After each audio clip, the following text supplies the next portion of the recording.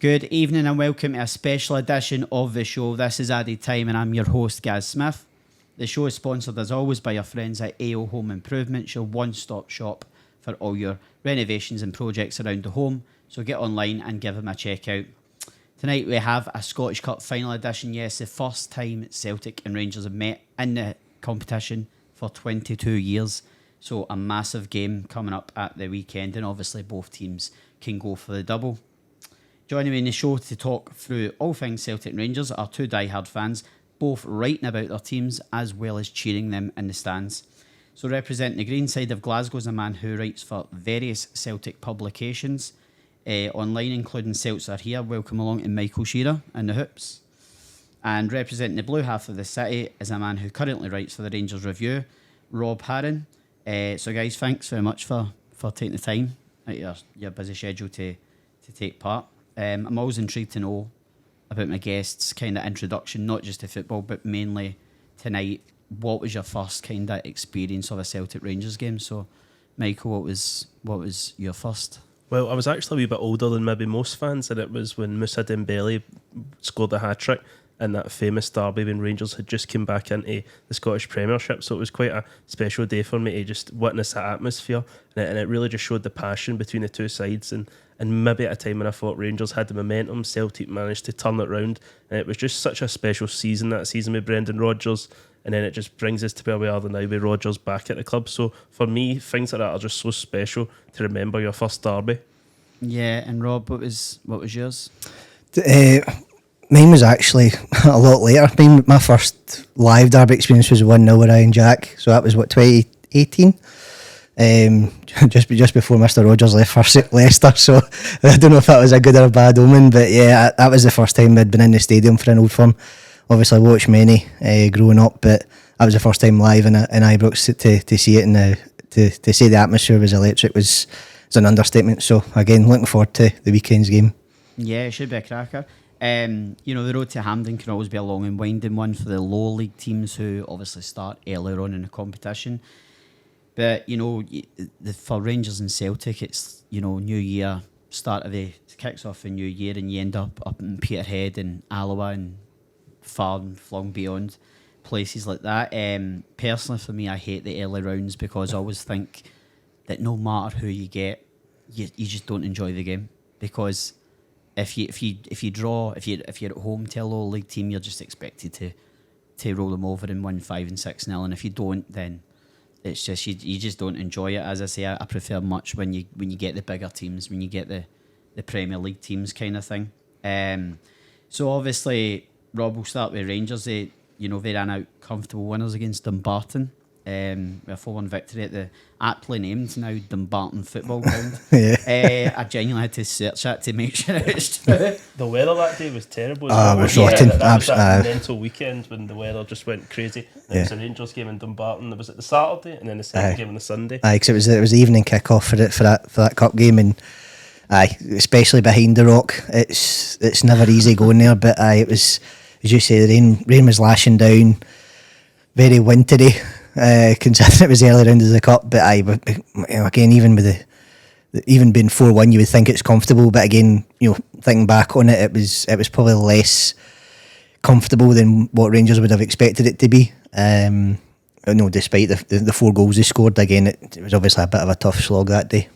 Yeah, I think obviously, as you say, John Lundstrom and Cyril Dessers put Rangers 2 up at the break, and despite the fact that Dumbarton scored a late goal, it was the fact that Scott Wright then kind of ran up and finished the job.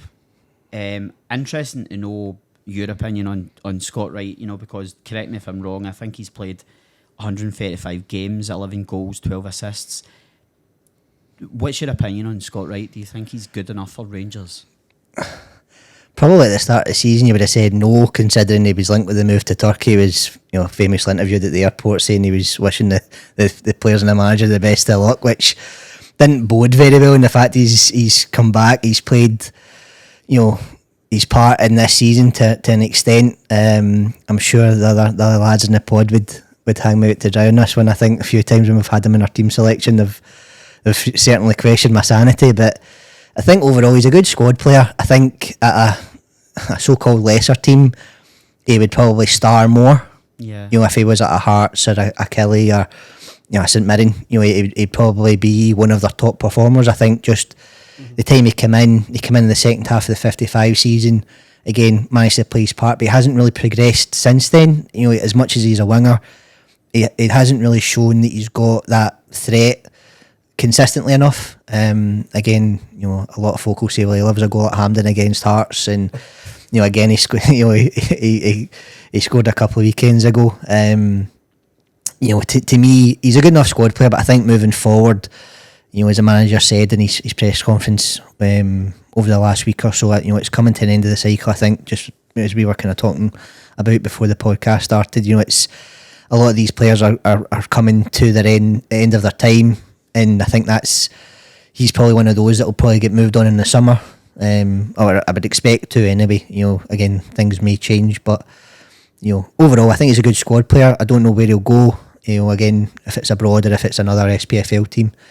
But yeah, I mean, he's certainly okay as a backup, a second or third choice. But I don't think he'll ever, you know, he's never become a starter in his time at the club, and I don't think that's ever going to happen to him. And he's continually getting older, so he'll have less pace going as he ages. So to me, you know, he's probably had that kind of plump spell in Rangers. It's just where he goes from now. But again, you know, I think he would go with the best wishes of the club, I would suspect, just because of the part he has played. Yeah. Especially in that last Scottish Cup win, which we'll probably touch on against Hearts when he scored. So, as I say, he's probably thought of well enough within the club, but again, just he's not a regular starter for us. Yeah, and obviously, you know, we're talking about the bad weather with Rangers and Dumbarton. If that was bad, it was biblical proportions at Celtic Park with Bucky Thistle on the Sunday. Well, it was an interesting game because you win 5-0 and you look at the game, there's so much to dissect. You're talking about Rocco Vata. I looked at the point that he was maybe going to kick on and he gets a goal in that game.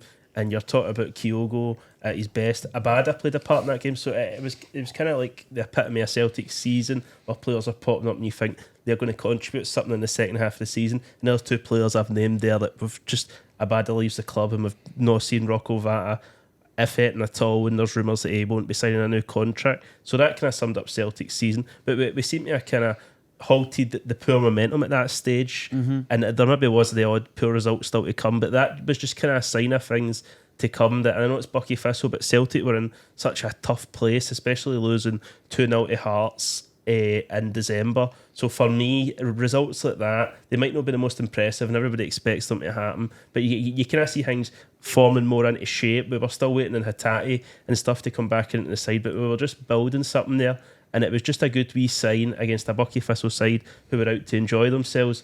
And particularly in that weather, it's never easy. And as you say, with Rangers at Dumbarton, it probably had the harder game because you've got to travel away. But with Celtic, there were so many fans and friends of mine that didn't go to the game because of the weather conditions. And that's never easy for a player to play in front of. So it got us off to the perfect start. And as you say, it was one of those games you kind of look at the early stages of the Scottish Cup and you don't really look forward to. But when you start to see players like Vata and Kelly play their parts in games, that just adds a wee bit of excitement. Because I think that's what Celtic's lacked in the past couple of years, is young players coming into the side and doing something.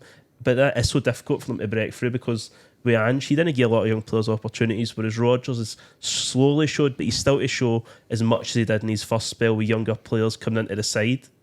Yeah, and I think obviously, you know, 5 different scorers on the night. Do you remember who found the back of the net? I can remember Kyogo and then Vata, he got late in the game. Maeda score? No? Nope, I don't think so. Was it a Bada score, I'm sure? Yeah. And then I can't remember the other two. Bernardo and Palma. Yeah. So that would have been when Palma was just about contributing. So after that, he sort of just went in a slow run of form up until arguably the game the other day where Palma scores. His goals and assists really just shortened completely. He was contributing decently up until December when he played against Rangers, and after that, he just didn't seem to look the same player for so long. So even against Bucky Thistle, that would have meant a lot to him, but it was still, Celtic were still in that sort of period where you didn't really know what was coming, and it's for us. They've went in the winter break, and historically it goes either way with Celtic Rangers, doesn't it? You don't know what they're coming out the winter break, and Rangers seem to come out the blocks better. Yeah. And a lot was made of Celtic changed in their pre-season, their mid-season camp ahead of the Scottish Cup and stuff. So it's always hard to say what you'll see for Celtic Rangers after January. Yeah, and obviously, so no scalps in the first round, but if we mix it up and look back at the first league derby of the season, I think Celtic, it's safe to say, were unfancied at Ibrox without any fans. Yeah. I think Carter Vickers was maybe missing as well. Celtic did come away with all 3 points, despite some big saves from Jack Butland. But the controversy came when Cyril Dessers got the ball and fed Kemar Roofe, who fired into the net, ran away to celebrate, and of course the VAR gets involved and there's a foul in the build up with Laga Bielka. What was your take on that moment, the VAR moment? And obviously emotion took over, and you think to yourself that the referee's having a laugh, and again, being at the game, it's so crucial with the injuries that Celtic had at that time. Again, we were in a relatively decent run of form at that time, just again being early on. The fact that it was a big opportunity for Rangers new players at the time to really come in and stand up at that particular juncture to show that they were here. Yeah. Which clearly didn't happen. Again, it's just difficult. It's probably the same way the other derbies, again, as we kind of discussed. They've always been close games this season. But initially, then and there, you wonder why the foul's been given. And again, looking back on it, first set of eyes, you go, well, Celtic defenders kicked the back of him. It's no, when Celtic defenders went down, why has it been given as a foul? And then obviously you get the explanation afterwards, which obviously is hard to take. And again, I'm sure there'll be a slight discussion on VAR at some point, but the fact that they've come out and said, there's been so many decisions went against Rangers and Celtic, and for Celtic and Rangers that probably shouldn't have been given, it just makes it, in hindsight, a lot tougher to go, there's points that could have been taken by either side. Mm-hmm. But especially that early on in the season, you want to set that marker to go, we're in a title race, and again, the difference being Kyogo, and again, with all due respect, it was a very well taken goal, but Celtic at that point didn't have a lot of chances in the game, and that's what it's come down to. It's about who's taking their chances, and again, that's what we were speaking about. It's the timing of the goal as well. Just before half time. Yeah, and that again, it absolutely knocks you for six, and you come out second half going, right, you're behind the cosh now. Celtic are quite happy to just sit and expect pressure, which they're very well at doing. And we just couldn't find the breakthrough. And the less said about the second half, the better. And I'm not even going to the other chances that we're having. On the refereeing decision, it's a European sort of decision. When you play Champions League football, Europa League football, you see a lot of those decisions, and I'm not surprised seeing stuff like that. And even later in the campaign, you talk about Maeda and the Champions League, what happens with him. You see a lot of these decisions getting made, so I'm not surprised. Sometimes I don't agree with them, but I guess with that freeze frame and the way they use VAR, they want to maximise contact as much as possible in these sort of incidents. So that's just the way football's went, sadly. It's not me at the end of the day making a decision, but I can see why when the VAR and stuff, when you take the referee at the monitor and you're just maximising all contact at any possible point, the referee's not getting it in the sort of real time, and they just maximise it. So for me, that's just the way things are going to be from now on. I don't see any chance of VAR getting taken away. With Celtic, it was just kind of like a Brendan Rodgers sort of result.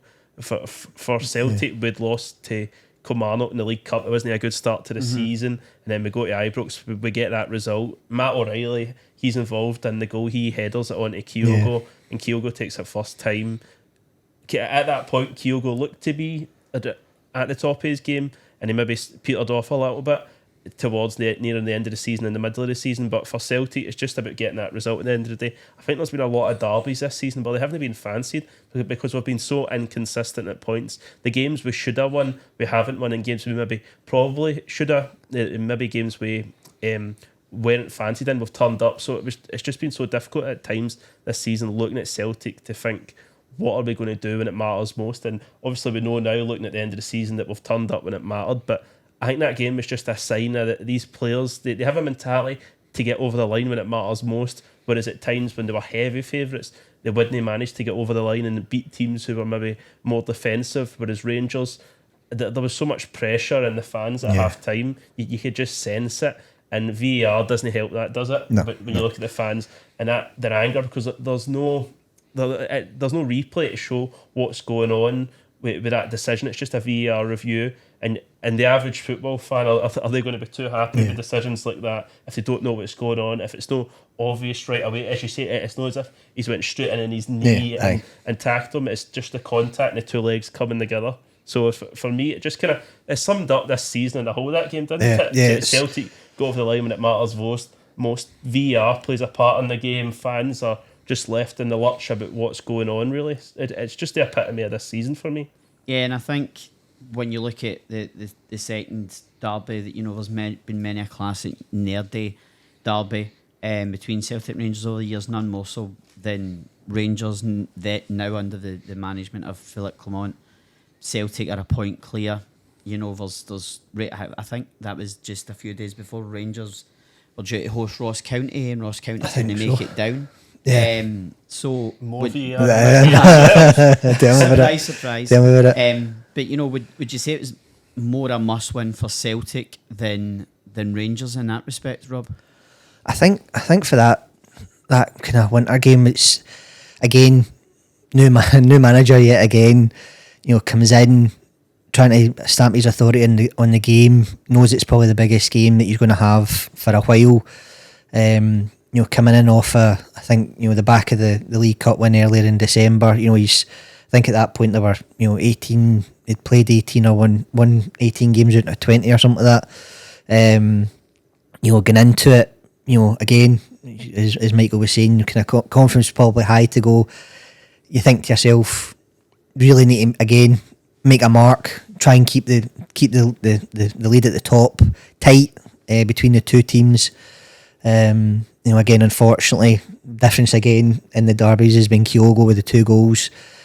Again, surprisingly, Rangers go down to 10 men, which seems to be a running theme in the derbies for the last few games. And I think it was Tav that scored the goal for us that day. But again, it's a bit too little, too late. I think Michael can touch on it as well. The fact you've not getting away fans at the derbies this season as well. I know that'll change next year, but for me, obviously watching it, on the telly, you kind of think to yourself, even at that point, if we, when we'd scored, there was still probably a wee bit of time left in the game that it could have potentially worried or concerned Celtic fans and the team. To doesn't matter how late, you might only have 5 minutes, but even at the time of the goal, and I can't remember the specific time, but again, as we've said before, it's always kind of been one goal in it, apart from obviously the one at Ibrox, but it's always been a kind of one goal, very tight game. So again, it's like Celtic have maybe the 2 goal gap, and then Rangers just sort of get a goal out of nowhere, but it'd be a free kick, and that's maybe, I think it was Naroki, I think he fouls in the edge of the box in that game, and it's like we make these mistakes from nowhere, and then Rangers capitalise, and then that's probably the frustration for the Rangers camp is how are we able to capitalise at that point, whereas if it was earlier in the game, they could have took the lead, and it's just kind of the epitome of the season again. Every derby's kind of just following a similar evolution, whether it be Rangers coming into it and making it a lot tighter than it needed to be, and Celtic not being clinical when they've got the leading games. In that game, I think there was so many questions about Celtic more than Rangers getting into that, because Rangers, as we know, at that stage, they were really just starting to hit their peak under Clement, whereas Celtic had lost to Hearts only weeks before, 2-0, and then they played Livingston, and as we know how poor Livingston's been this season, that Celtic just needed to win that game, get into that game. Bernardo was in the side, and he's done okay, Bernardo, but he had a good game that day. Kyogo with that excellent finish, he just catches Butland out. Maybe there could be questions about Butland. I don't know. Some people question it. Rangers friends of mine, but that was when Kyogo was still showing Rodgers what he can do. Because I think there's still maybe a wee ongoing thing there with Rodgers and Kyogo about is Kyogo Rodgers sort of striker? But Kyogo's kind of silenced his critics when it matters against Rangers.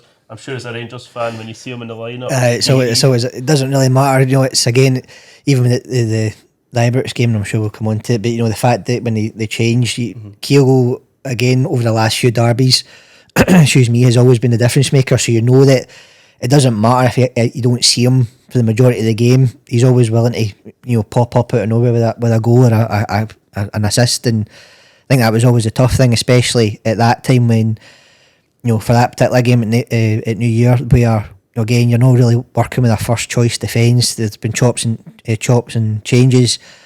The manager still probably trying to find his starting lineup. Again, injuries and suspensions are common, but again, getting in with that kind of consistency of winning and picking up points.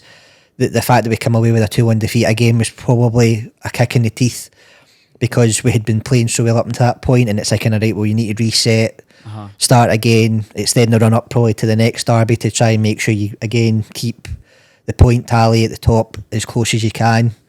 But yeah, that first derby, and again, the manager knows now that out of the 3 games he's had, he's been beaten 2-1 twice, and he's had the 3 straw at Ibrox, and he now needs to find a formula to beat Celtic, and hopefully he finds that at the weekend. But again, it's going to be an extremely difficult challenge. I think when you look at it, we talk about VAR drama, and obviously Alistair Johnson handles the ball in the box. I still to this day do not quite know how they came to that decision, because I think there was an offside in it, but they didn't call offside. Was that the biggest coincidence ever? If they actually didn't call for that being a penalty and there was an offside in the build-up, but they didn't realise till 20 minutes later, so they then run with the story that it was offside, so it was fine anyway. But they didn't call offside; they just didn't give the penalty. I thought it was a penalty. I thought it was a stonewaller. I would have been screaming up at the other end if that's not given. But I think it's just indicative of refereeing standards in this country. I think as well, they just leave themselves open to words of corruption for either side, because Rangers and Celtic fans are very emotional about their clubs, and they're going to look at things like this. You don't see things like that happening in the rest of the world, really, and for them to be like, well, there was an offside 20 minutes later, so they probably went through it. I don't know if they went through it as the game's going on and being like, oh, there's an offside, and we can just say. But at the time, even I think Ian Crocker on commentary, and he's hearing what the VAR are saying, and he was unsure. And the commentators are supposed to be able to provide insight into what's going on, and that's no criticism of Ian Crocker at all. But he's just telling the supporters at home what's going on in his ears. So it was just. It's the delay as well. It's that, again, it sums up. It's the kind of consistent inconsistency of VAR and the refereeing decisions that, as you said, watching it from a Rangers point of view on the telly, you think to yourself, that's a handball, and it doesn't get given. You're going, well, why is he not giving it? But then to have to wait so long, it's not just minutes, it's tens of minutes. Was it not after half time as well, I think? I think it was like Sky. Because it was into the second half that there was like, they've said it was called back for an offside, but you're going, well, why was that not said 2 or 3 minutes after the incident occurred? You've waited 20-30 minutes to then relay that message back to the support that are watching, not even the folks in the stadium, but you think to yourself, why is it taking that long? And again, ties into what we were saying before about the decisions that in hindsight they've come back and said, oh well, so many decisions should have been given in Celtic or Rangers' favour, and so many decisions were against Rangers. They always like to pat themselves in the back, but I always find that when they came out with these numbers, decisions they got right and wrong, there's always a large majority of them that they say they got right. I don't know if I always agree with that, but the referees they always pat themselves in the back, and I think that says a lot about this season, that Crawford Allen's left his role and Wally Collum's going to be getting that. But that says a lot about how poorly this season's went, and you can see it gets to boiling point. Clement's quite a calm and composed person, but you could see him after that game. He was, and that was his first derby, so to experience that, it's embarrassing for the referees. And Clement's coming to Scotland to experience it and see that. As a manager, you just must be like, what is going on here? And how long did it take to get VAR in place? And then it wasn't even the first game of the season. Last season that they go in, it was September, which is just incredible. And a lot was made about these referees getting trained on it, because not all of them were already trained on it to a full extent. So for me, it's just the SFA leave themselves open to just so much criticism. They make it so easy for Celtic, Rangers fans, even other teams in Scotland, to criticise what they're doing. It's a scrutiny. I'd love to see. I don't know if you've watched the Women's World Cup there, but the referees were obviously mic'd up. Yeah. So when they went to the monitor, they came back and they announced what decision they came to and why it was a penalty or a red card or whatever. Yeah. I'd like to see that introduced into football in this country. I think that could Was be... that not supposed to happen in one of the games with the managers, and then it came out that the SFA and Sky Sports had a disagreement and that wasn't going to happen? Yeah. So yet again, the SFA shoot themselves. Was that not hours before the game as well? Aye. And I was going to say, I think, was that Nick Montgomery? Was it the Hibs manager? Yeah. Aye, I think it was... Yet again, they shoot themselves in the foot and they make themselves look very closed towards people to see what's going on, but that just opens more room for criticism and conspiracy theories, and that's the last thing you need in Scottish football, because we're going to have them anyway, realistically. Yeah, and I think when we go into the fifth round of the Cup, a familiar foe returns to Ibrox in the shape of Scott Brown. The most Scottish football thing ever, you know. A couple of days before Air United go to Ibrox and Scott Brown takes the Air United job. I've got to say, he looks much better with the hair than he does with the shaved head. He looks far better. As I say, I like kick-off at Saturday night Ibrox. Are you a fan of the late night kick-offs, you know, the 5:30? I know most of them are on TV, but... It's a tough one. I think, again, you've got to kind of weigh it up because you're getting TV money from it as much as it's pay-per-view. But it's always difficult because you're kind of, you know, you say your typical games are 3 o'clock on a Saturday or potentially a 3 o'clock on a Sunday. You know, the earlier kick-offs on a Sunday at lunchtime are never favourable. I think just even for the derby games, it just means that either people are on it all Saturday, all night, and then into the Sunday morning. But you know, for me, an evening kick-off at the weekend just it's a bit uncomfortable. To me, it should either be. I think it'd be better in the summer. It would be better if we're playing summer football. It'd be great. But again, at that early stage of the cup, you know, I think it was February, early February. Yeah. You look back and go again, probably the same as yourself for the cup game against Bucky. That's a lot of people go, it's 5:30. We'll just put it on the telly. You'd rather not go out because you're settled for, you know, you're in for the night. Yeah. You're settled. You maybe have a couple of beers and enjoy yourself watching it rather than having to go out in the game and it's cold and it's windy and it's wet and it's windy. You know, potentially the result might not go your way. You know, potential travel there and back, especially for a lot of fans that come from, I say overseas, probably both from, you know, from Ireland and down south and whatever. So, you know, that travel is you know, prolonged for them, especially at that time. At least that way, you know, if they had a kind of regular kick-off time, you say even if in the summer it'd be a lot easier, maybe a lot smoother to take. But yeah, it's I think it's always a tough game, no matter what. Again, especially for Rangers, whether it's a late kick-off or the early kick-off, we just never seem to come into the game that well, which again is a pattern for ours. I think there was a pattern emerging with Rangers in this season in the Cup, because, you know, it seemed to kind of score quite early on and then quite late on just to seal it and get over the line. And obviously it happened again with Barisic and Fabio Silva, send Rangers into the last 16. But I remember Oscar Cortez had a good game that night, and obviously he's been out with an injury for most of the season.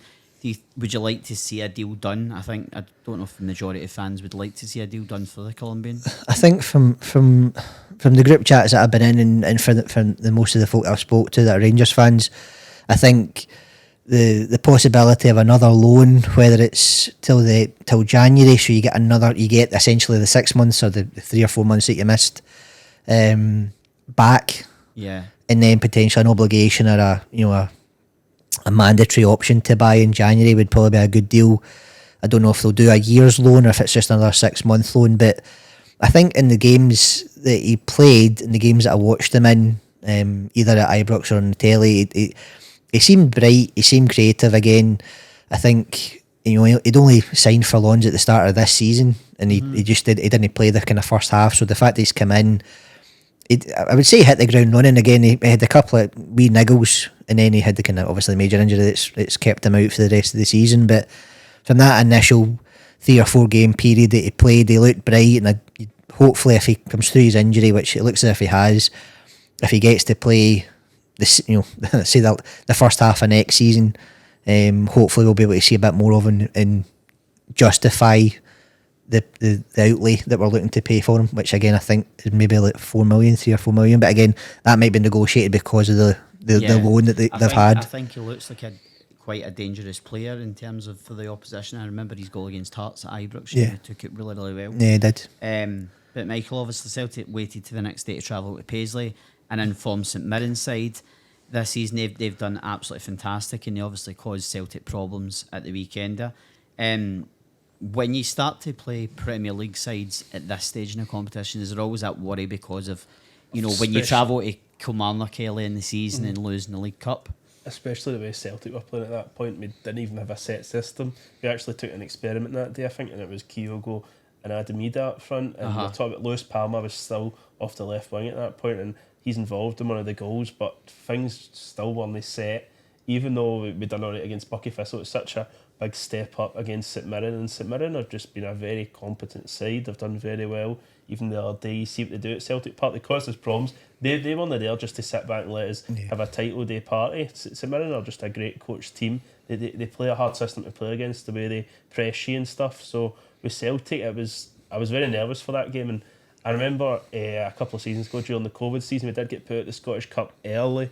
So if we did go out against St Mirren in that game, that would have just completely almost halted any sort of momentum that we were starting to build. So things still weren't perfect against St Mirren, and we'd actually capped things off in good style against St Mirren maybe a month or so before the international, before the mid-season break. So things had just completely flipped again, and it's really just an anomaly, that win, because St Mirren's just a great side, and with Celtic, Ida comes in, he's doing okay, but Rodgers was still looking to find these sort of formula to take us towards the second half of the season. So it was just such a nervy game, as you say. You go into that, you're looking at that this is a real banana skin for us, to be honest.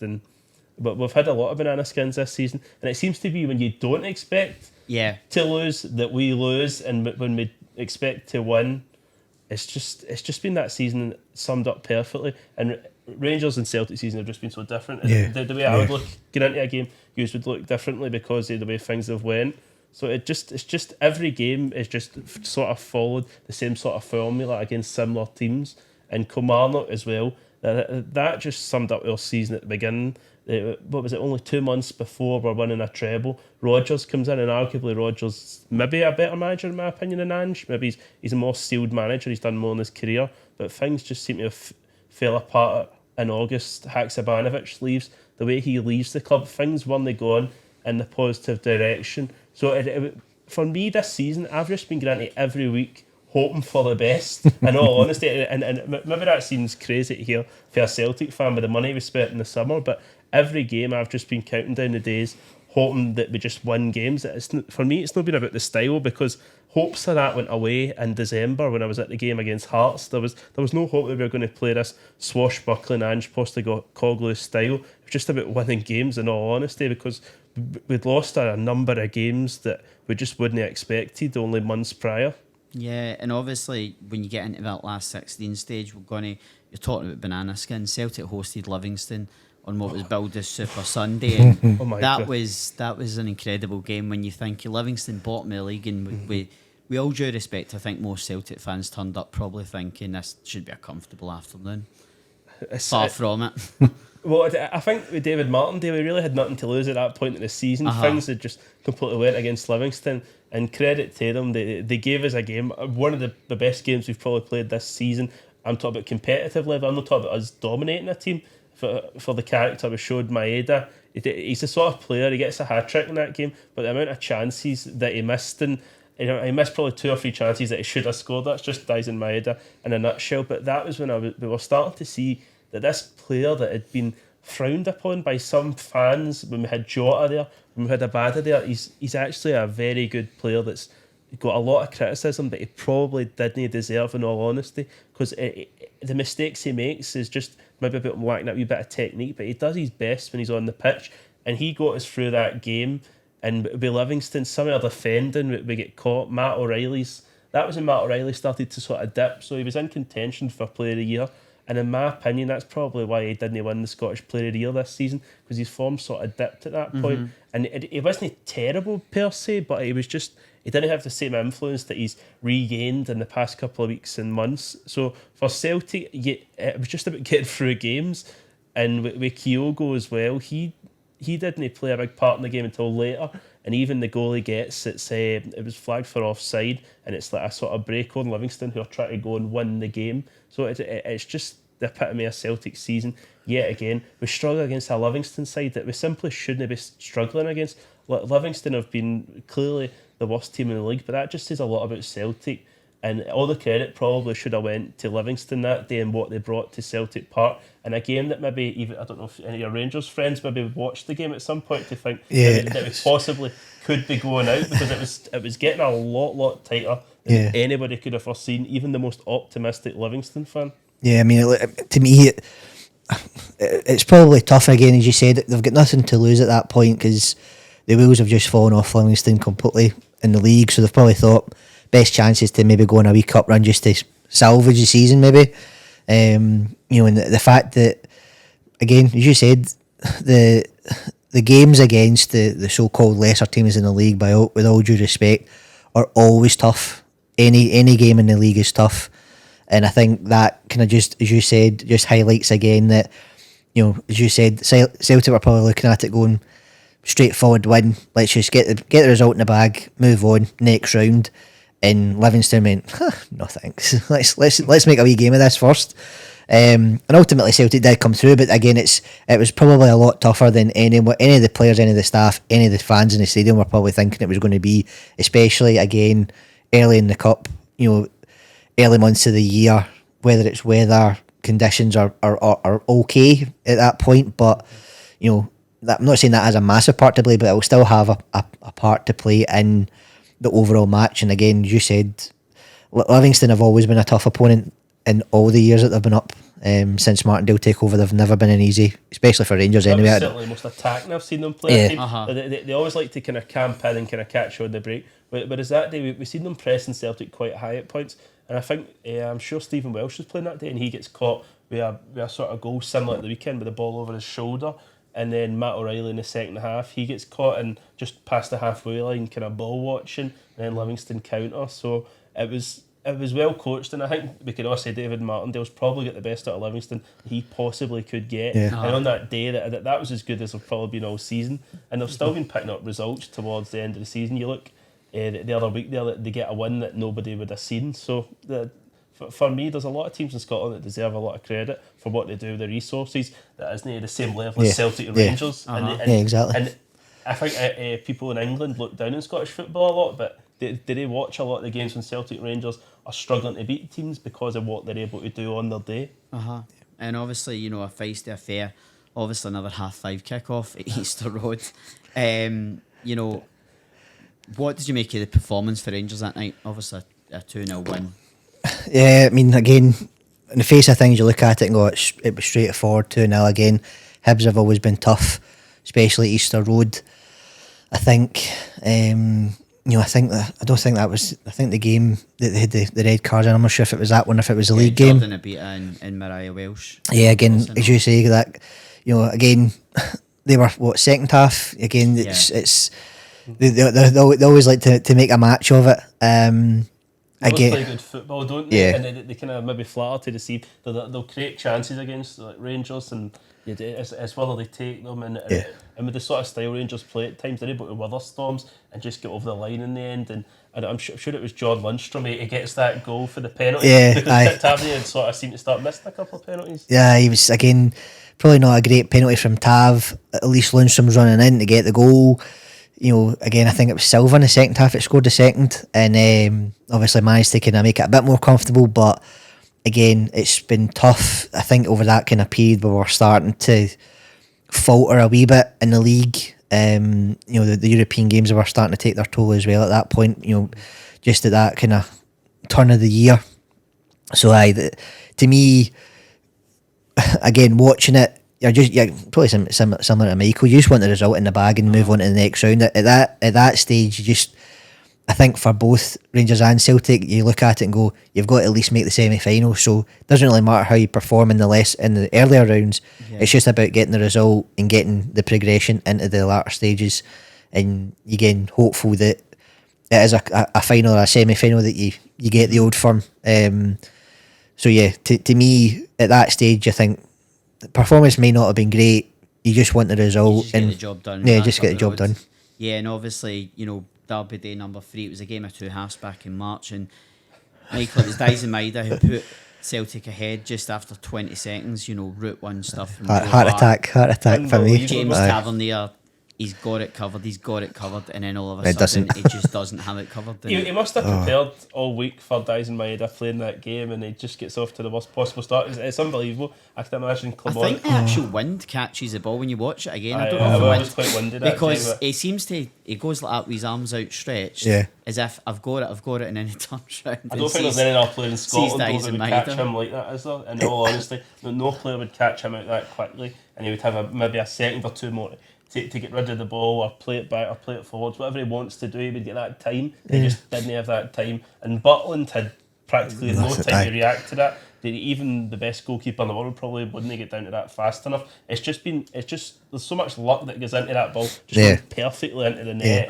And with the crowd, it just silenced the crowd. And Rangers were up for that game. They were the favourites going into that game. They had the momentum. This was a test for Celtic to see, because in all honesty, that would have probably just gave Rangers a wee bit of enough of a gap to maybe go over the line. And I know it was still early to say that, but it seemed for me that if Rangers won that game, it would have been near impossible for Celtic to win the league, because there was still the games in hand to play, and every bit of momentum was in Rangers' favour, and Celtic just begun to sort of halt that momentum. But then you look at the second half of the game, it's a game of two halves.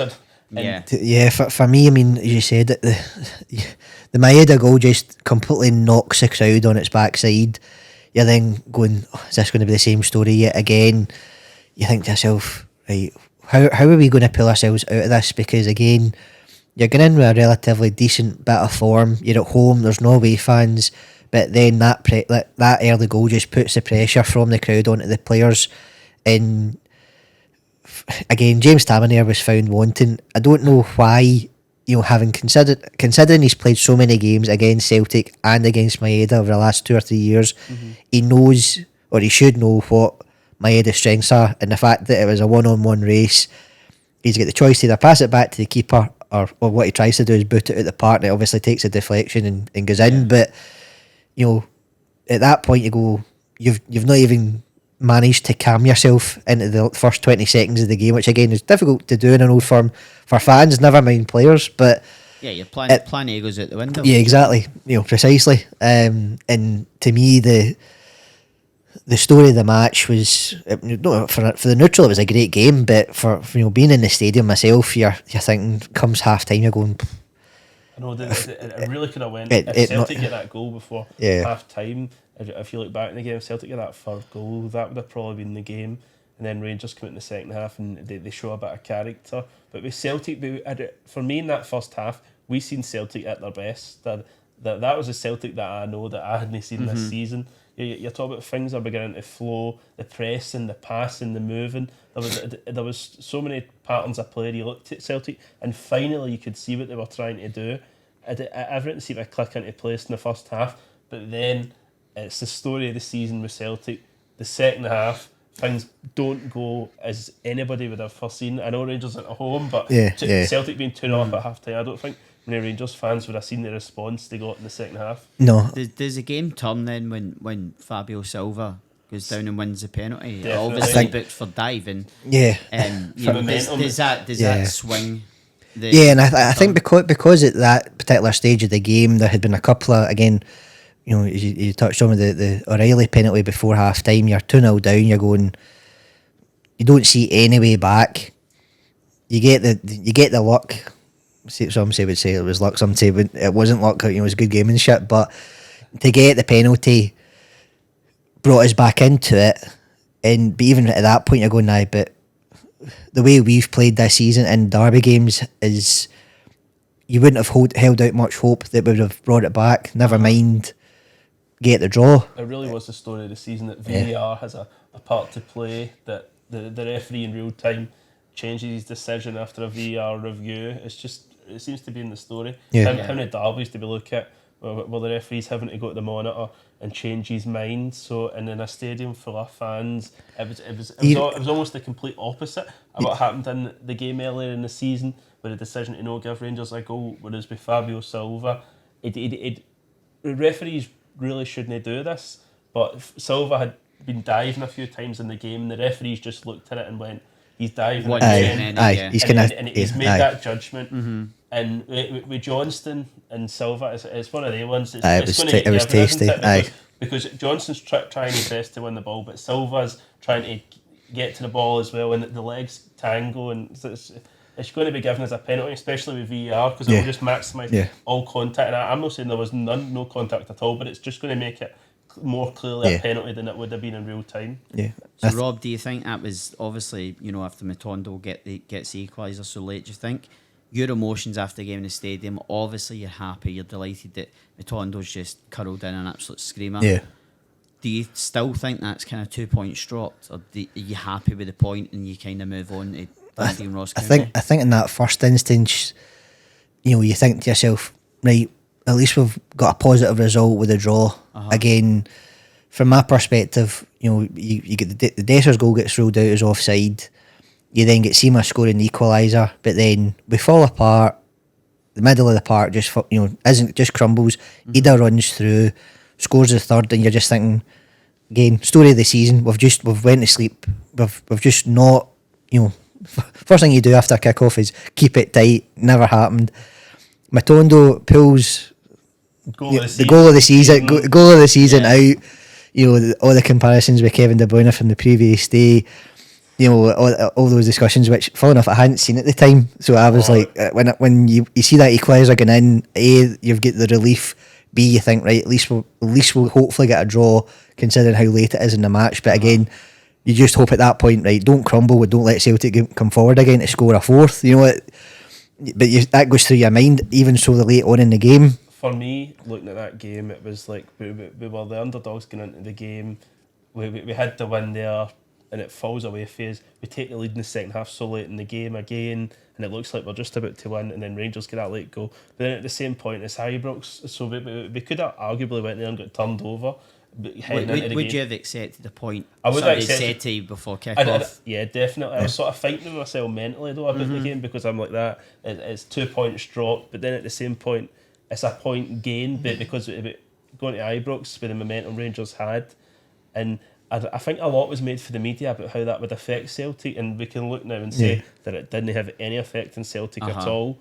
But that says a lot about Rodgers and the character, and it always says a lot about the fans that heading to the game a couple of days before, that they wanted to go to Celtic Park and welcome the players as they were going onto the bus to go to the hotel before the game. Celtic fans knew that they needed to get a result in that game, and at the end of the day we did, and it's a point gain towards the title now. We look back and say, in my opinion, that's probably the day when Rangers' momentum just started to halt. Even though they were probably the happier beginning the point of the way the game went, but I think that's when we all just started to see, did this Rangers have the character to go on and win the title? They'd done well to get to that point for where they were when Beale had left, but that's when the cracks is just beginning to show, in my opinion. And I'm gaining that wee bit of confidence that I didn't have weeks or even hours before the game, to be honest. I think that was a tough thing, just kind of going back to what you were saying, that, with that, at that point, you've got the games in hand and you think, right, a point's not that bad a result if we get the result against Ross County at the weekend and then Dundee in the midweek, which was a game in hand, and you think to yourself, right, well,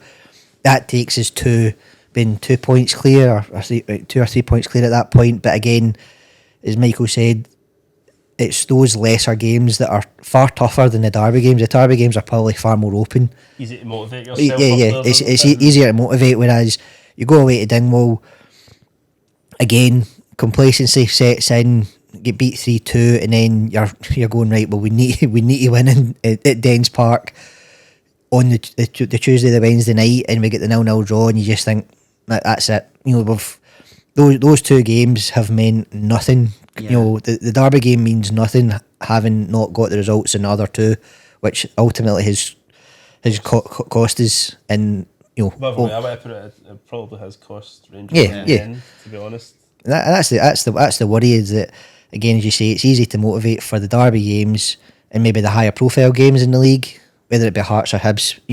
even Aberdeen, even though Aberdeen weren't that great this season, but they always seem to turn up against yeah, Rangers. exactly. It's like Hearts with Celtic, no matter how they're playing. You always play their best team when they're playing you. But those two games after the Celtic game were the two games you were kind of probably looking ahead to go, right, well, Celtic game wasn't that bad. We've got the point. We never get beat, but we need to go and do the business in the other two, which we didn't do. And now you look back on it in hindsight and go, the point against Celtic doesn't really mean very much now because we couldn't win. Yeah, you couldn't another do the job yeah. elsewhere. As I say, like all roads, as I say, lead to Hampden, and finally Celtic and Rangers get themselves into the semi-final stage. Aberdeen and Hearts in the way. Probably not as massive a game as you might have thought against Aberdeen. I don't know what your emotions were you at the game? No, I was writing about the game though, and as soon as I had the TV on, just watching the game, Milovski, he's just an amazing player. Yeah, he's possibly one of the best strikers we've seen in Scotland. That isn't playing for Celtic or Rangers. He's so clinical with that goal he scores. And Aberdeen in that game, they played so well. Peter leaving is just it's another Barry Robson instance, isn't it? Uh-huh. If what happened with Barry Robson didn't happen, he would have probably got the Aberdeen job before they've appointed somebody. So that it's the case that Aberdeen really turning up, and I know we've played Aberdeen so much at Hampden, whether it be in semi-finals or finals, but in my opinion that's as good as they've played against Celtic on the day, and we've seen all the frailties in Celtic that there is to lie. For me, Liam Scales he's done well to get from where he was, losing against Darvel January last year with Aberdeen, and in that game he was just targeted every time Aberdeen used that physicality, and Rangers tried to use it at the game at Celtic Park and they were successful with the Dessers goal. But for me that was Celtic in a nutshell this season. Games that we had the grass 2-1, we've fell away, and Aberdeen take us to penalties, and then Joe Hart again. They made sure that Joe Hart was going to take that penalty, and he was confident enough. He's a confident individual, but for me, I would have liked to have seen it if he scores a penalty, but he doesn't score the penalty, and you're like, why have they done that? But at the end of the day, we get through. That's all that matters. In cups, it's just about winning the cups, really. But as a season, you can't get away with that over 38 games in a season. But with cups, and it's possibly one of the best semi-finals we've probably seen. Absolutely. And Aberdeen, but is as close to beating us as any team would have been in that game without beating us, in all honesty. They just rose their level. And then we bring on a defender in extra time as well, Naroki, and then Aberdeen just to send Angus MacDonald Carbon copy. And he the scores. Second equaliser. And he just scores. So Rodgers, a lot's made of how good a coach he is and his tactical acumen, but he gets it wrong in that instance because Aberdeen get that goal. Yeah. Were you thinking at that stage, Aberdeen score to make it 3 each? Are you thinking at that stage that's it?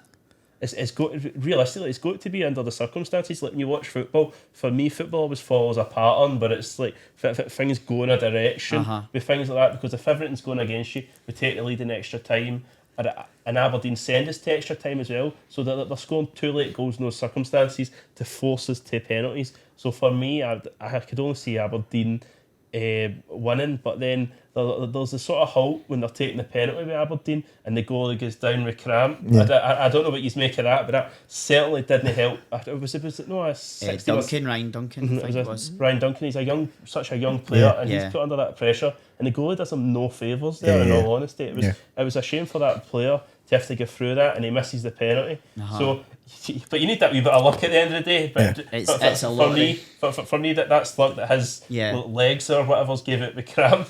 It's definitely and a I was lot. thankful for it.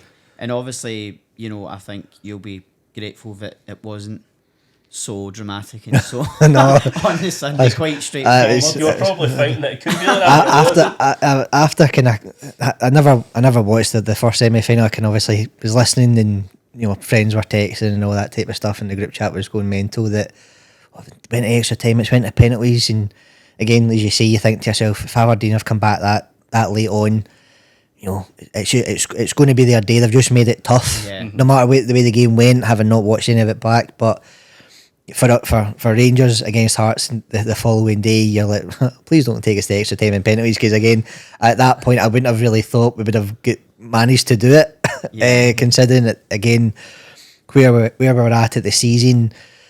again, injuries, just a lack of quality in the squad at that point, or squad depth. But again, we managed to see it through, and again managed to get ourselves in the final, which, and I say relatively straightforward the game. Hearts always make it tough, but I think because we're able to get, I say a relatively early goal, we managed to get into the rhythm of the game. In the second half, we again, probably because we kept Shankland quiet for the majority of that game, that allowed us to go on and find a rhythm and play some good football in parts to get the result. So for me, I think that's always been a difficulty over the course of this season, is defensively, if we're on our game, we're very tough to score against. We've just not got as much quality and depth up front to see us over the line sooner. Yeah, and obviously, the penultimate derby of the season, obviously with the cup final coming up, Celtic leading by 3 points. Is it safe to say that Rangers had to win that? Yeah. Or would you have accepted even a point with the hope that Kilmarnock were going to kills it, even a win with a, for me personally, I thought we were just about to win the title at that point, being honest. I was maybe getting ahead of myself, but I just thought with the goal difference and stuff, even if Rangers won that game, we probably still would have had enough to get over the line, and we've won the games that we would have needed to win in that circumstance as well. So for me, going into that game, I had the confidence. Personally, I thought we would have won by more goals, but we didn't, and Rangers had a good account of themselves in the second half of the game, like they seem to do when everything's going against them in a game against Celtic. Again, I think to me, I think, as you said, I think probably that's probably as strong in terms of rhythm and consistency that Celtic have been in the derby games this season. I think for us, as you say, guys, it was a must win to us, and to go 2-0 down yet again, then get the sending off. Dessers gets his goal, which again was good play, good striker play. Kind of feeding off the kind of, I say, the frailties, the flaws in the Celtic defence. Not that they're many, but again, we've kind of managed. Player, to be honest. Managed to find a way through. It's just the one player. Yeah, to get that goal before half time, but then have the sending off just again knocks the team. And you come out second half, and again, no away fans. Celtic are very, very comfortable when they know they've got the lead. There's no pressure. Celtic can go and actually try and play some football, and I think for us that was the difficulty for us, is that we don't at this moment in time have a way to play through. That's the difficulty. It was obviously a game that Celtic kind of dominated in, apart from maybe the last 5-10 minutes where it got a wee bit edgy. As daft as it probably sounds, do you think if Lundstrom doesn't fly into the tackle and he stays on the park, Rangers potentially can go on and do something in the game? Optimistically, yes. I would have hoped we could have maybe at least get a point out of it, so that again, it would have try and take it to the last day. Yeah, take it to the last day. I think at that point, because a draw again doesn't do very much for us, but it just delays inevitable at that point, because we've lost the games as we've touched on that we really should have won.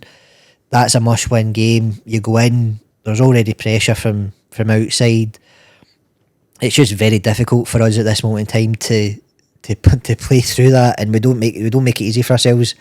Again, in pretty much all the derbies this season, we've went behind. We've never really been in front at any point in any of the games, the derby games anyway. And I think that just makes it again, as we come back to the quality and the strength and depth, we just didn't have anything that we could have brought off the bench to at least try and change the way the game was going.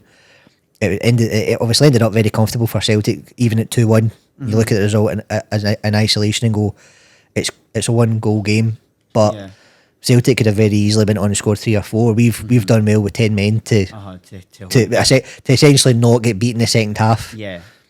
It was sort of kind of like the Ibrox game, whereas Celtic played so well in the first half, but Rangers had that player sent off, so it's near on impossible for Rangers to claw it back in the same sort of manner they would be able to have done Ibrox. For me, Celtic just in that second half, I was just unbelievable what I'm watching under those circumstances. Rangers are down to 10 men, and Celtic just they hang on and win 2-1. it was the epitome of this season yet again, in a game where you probably thought that Celtic were going to kick on the way they played in the first half, but they've showed that in so many games. And I personally think going into this game at the weekend, if Celtic are in a comfortable position in the second half, it's going to be really tight, and that's my perspective for a Celtic fan. Yeah. But we're not going to walk the game and win this comfortably, because we don't make games comfortable. And Kilmarnock, yes, we did, and that was one of the rare circumstances last week that we were able to run over the line to win the title. But against Rangers just have that wee bit of class sometimes to stay in games. And for me, it's about getting the decision making right in games where we make our substitutions, because at times it's hindered us when we've brought on players for our bench, because for me there's such a drop off for a starting 11 to players on a bench. I know Ida's a brilliant bench player, or even starter with Kyogo to rotate them, but when you're looking at players like Kuhn and that, when they're coming off the bench, their impact's minimal at best. Even Palma, he's not shown a lot against Rangers. So for me with Celtic, it's about that drop off after 60 minutes, 65 minutes at what they're going to bring against Rangers. So that they'll know that themselves, because they've done it so many times. But the question is, can they stop doing it on Saturday? Yeah, and obviously, coming to the end of the podcast, obviously, what would be your kind of standout Scottish Cup final that you've seen Rangers in? I think when you asked us for the top three, so I could only really think of two, to be honest. I think for me, probably going back to the top that I'm wearing, the 5-1 against Hearts, the Brian Laudrup final, even though Gordon Jury get the hat-trick in that game, and then probably the last Old Firm one in 2002, with the 3-2, the last minute header by Lovenkrands. Still look back on it, was again, having obviously been a lot younger at that point, it just at that point again, even over that season, it changed the momentum. And again, hopefully, if Rangers were to win on Saturday, it may hopefully change the momentum going into next season. Yeah, and for you, Michael? It's got to be the 2017's got to be the peak one, especially with Rodgers. It was just a perfect season. The weather didn't think so, because it was bucketing down that day, but it was a perfect cap to the invincible Scottish season. You're winning the domestic treble, you're not losing a single game. And at Aberdeen, Derek McKenzie's a great coach, we all know what he can do. And Aberdeen take the lead early in the game, and then we fight back with Stuart Armstrong, but it's so late in the game, and Tom Rogic gets as the winner. I don't think it gets any better than that, in all honesty, because you're going to remember the tighter games, because you got over the line, and it was a manner in which we were able to do it. So it just summed up Rodgers' first season at Celtic, and everything they bought. It was just perfect. And for football, there's very few seasons even that are just perfect, in all honesty. We just had an amazing season. And for me, with Rodgers rejoining the club, I was trying to remember the good and moments in that, and not the way he left to go to Leicester City. So I was trying to look positively at it. And we've got the good and the bad with Brendan Rodgers, and he's shown us the good and the bad this season. Yeah, and just to get your predictions in for Saturday. It's the toughest question of the night. No sitting in the fence in this No, definitely not. I think my heart says it's going to be a tough game, tight game. I think it'll be potentially 2-1, whether that's in 90 minutes or extra time. At this moment, if we win 2-1, I wouldn't care if it goes to 120 minutes. But it's going to be a 2-1 or a 3-2. Yeah, I've got to say 2-1 Celtic, and there's been a few of them this season, to be honest. Yeah, I know. And why change your habit? I know. It's either going to have a Tavernier, or a free kick, or a red card for Rangers, to be honest. It's following a similar sort of patterns. So 2-1 Celtic, but I think we'll be in a comfortable position at one point in the game, and then Rangers will get a goal, and it won't be comfortable in the second half. That's the way I see it going. It just followed the same pattern, and especially with the crowds. And that'll be great for us all to see, and a good split at Hampden. With the fans, exactly. It's exactly what we all need. And I'm also happy with the timing of the game. We've not changed our timing to not clash with the English FA Cup final. Because in all honesty, who cares if it's at the same time? Because that's not going to affect the viewership of the game. Yeah. Sure. And the BBC and Viaplay focusing on stuff like that's quite petty. Mm-hmm. Yeah, well, as I say, guys, thanks very much for coming in. Great show, great talk about Celtic and Rangers, and obviously good luck for Saturday, whoever wins. I'm trying to stay neutral. I've got the Newcastle United top on, with my number sticking to the couch. But yeah, that's all we've got time for, guys. We'll be back. We've got a few shows coming up before the end of the season. Also Gaz Meets as well. But if you haven't done so already, get onto YouTube, click on Let's Have It channel and click subscribe for some great content. There's Scheme Dreams, there's Finders Keepers, Talking Gash, there's loads of great content on there. So until next time, guys, we'll see you later.